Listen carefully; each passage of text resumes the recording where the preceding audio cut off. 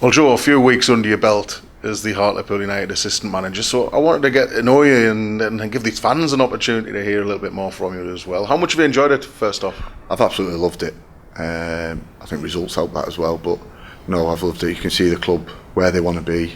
All the staff have been brilliant, the players have been brilliant, and have really settled in.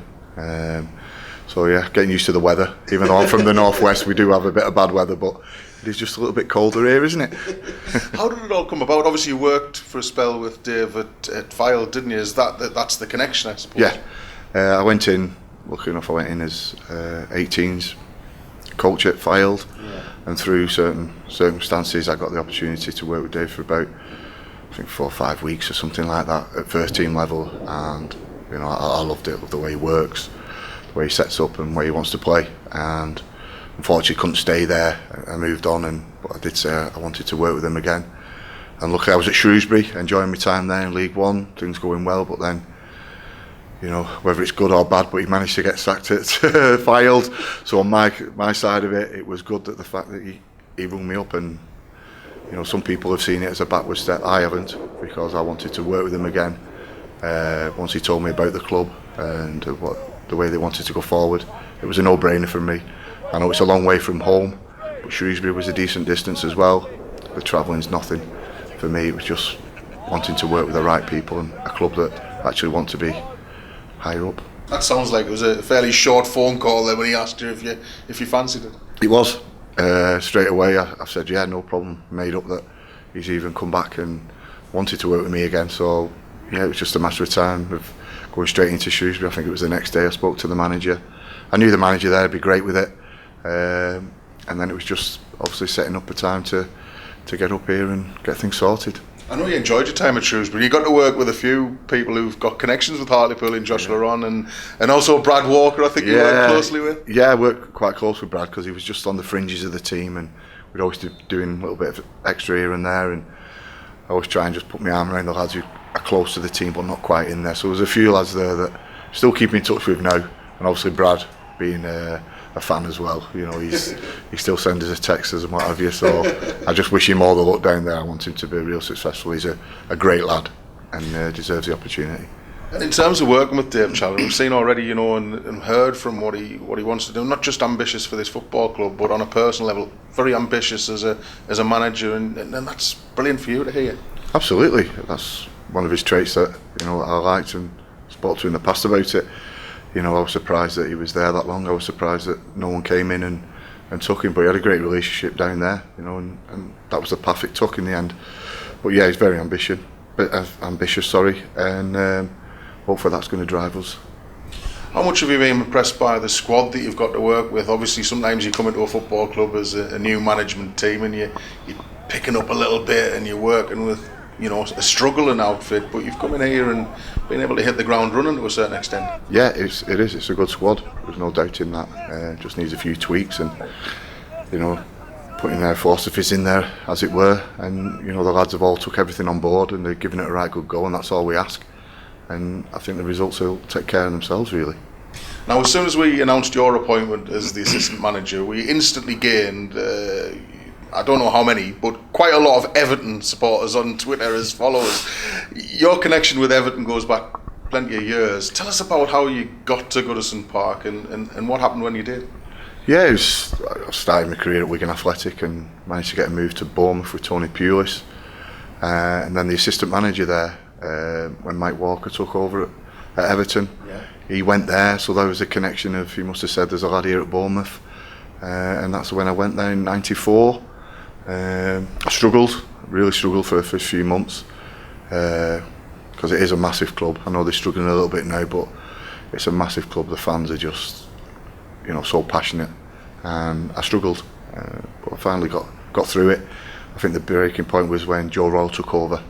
He was my type of manager, and he got the best out of me. You know, I wasn't a flair player, but he just got us working, and you know, it was the dogs of war, as he so called it, and it just was perfect for my type of football, and kicked on from there. You know, culminating in us winning the FA Cup, the Charity Shield, and there was talks of other few things, clubs coming in, but unfortunately I got injured anyway, and unfortunately it finished my career. My last game was at 26. finally retired at nearly 30 years old and decided to go on a different path. Just going back to that, Joe Royle was the man who coined the Dogs of War, sort of the nickname for you three in midfield, was he? That's it, yeah. I mean, he came in on an international break, and at the time, I don't think we had any internationals. We had 2 weeks of working with a full squad virtually, and he got us so wound up. And the first game was a derby at Goodison, night game. It was just perfect, and we ended up winning that 2-0. We sort of battered Liverpool. They had all the players, but we just got stuck into them, and that's where it came from, the Dogs of War, because we were tackling each other as well as tackling them, and it went on from there. He regretted actually saying it, because he said we were better players than that, but it didn't bother me. People were talking about us in the right way, really. You had some great memories. You went on to really establish yourself as a firm favourite at Everton. It's a club that obviously still hold you quite dear to the heart. Massive. I ended up working there as well in the lounges and things, but I didn't play many games as a footballer really there. Over 100, but I think just the way I played, the fans really loved that, and I think they sort of benefited me with me finishing early. The fans have always been great with me, and I absolutely love that and respect it, and don't take anything for granted. But for the little time I was there, they really seemed to hold me in high esteem, which is great. And the question I ask multiple people over the years I've been here, what's the highlight of your career? I don't think I'm going to struggle to pick out which one is your highlight. I mean, you lifted the FA Cup, Joe. That must have been an unbelievable experience. Yeah, from where I come from, I remember watching this. It was when the FA Cup meant so much as well. It was FA Cup day, and you got up early and watched it all day, and it was just for me to actually be there, win it with my family watching as well. Especially my mum and dad being there was just an amazing. It's something that'll never be taken away from me. There's a lot of better players that haven't won that cup, and I did, and I'm very lucky. But I don't like talking about it. Yeah, it's a massive achievement and something that'll never ever be taken away from me. I know you don't like talking about it, but one more question. I mean, is the memory still fresh? Can you still remember everything? I remember one of them things that people say, don't they? Make sure you drink in every moment of occasions like that. It is, yeah. First half probably felt like 10 minutes. It was amazing how quick it went. And then the second half we were chasing shadows, to be fair, and it felt like 2 weeks. It was unbelievable. They had so many chances, but we held on. And then obviously your celebrations, and it's against the team I grew up supporting, so it made it a perfect day that we beat Man United at Wembley. Getting that medal was just amazing in front of my family. And then, as you say, your career came to a premature end. And how difficult was it to get your head around that sort of situation? Well, at the time I thought I was fine. When I finally retired, I got testimonial. The club looked after me, gave me a job. But it's only when you look back I really struggled.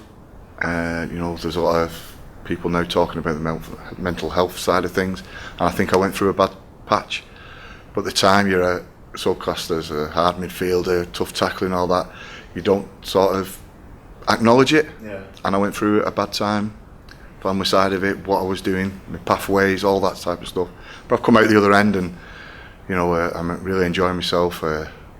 Went sort of full time into my coaching then, and decided that that's what I wanted to do. Had a few jobs since, and it's culminated in me coming here.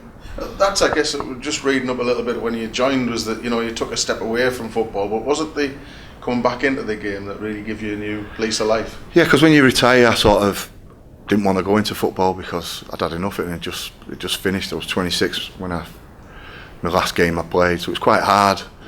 So I came away from football. I'm an honest lad, so I went into other types of work. I just wanted to work, provide for my family, and then I got that bug again, and started to do my badges, and then luckily got into Preston, and it just went on from there really. So yeah, it's something now I really want to do, and like I say, I've ended up here. Who'd have thought that? And but really looking forward to it, and like I said earlier on, it's somewhere where I can see the club want to progress, which was important, and hopefully we can get out of this league.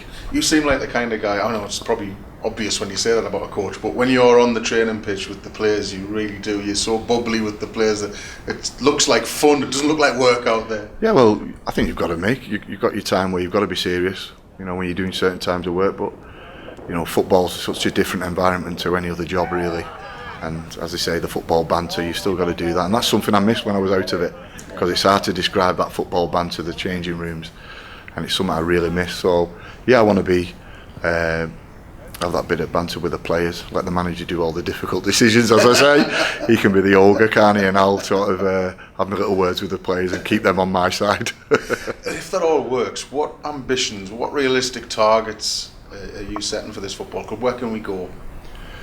Well, I think it's quite obvious, really. It's still a massive club, and especially in this league. It's got a great fan base. I've had a little feel of what it can be. You know, Tuesday night was a great atmosphere. So realistically, the next step is getting out of this league. Simple as that. And just finally, how on earth does it work in the dynamics of this coaching room when you're a staunch blue, the manager's a staunch red, and Swains is sort of dipping his toe in Anfield as well? Oh yeah, Swains is a plastic one, isn't he? No, it's hard at the moment because the way the Reds, I'll say it politely, I've got a lot of names for them at the moment. The manager's got the upper hand, hasn't he? There's another derby coming up, so hopefully we can just perform a little bit better than we did the last time. It's difficult. But less said the better, to be honest. I'm struggling with it. It's horrible to see a club I hold to my heart struggling. You know, we're looking now for a new manager, but the sooner they get up that league, the better for me.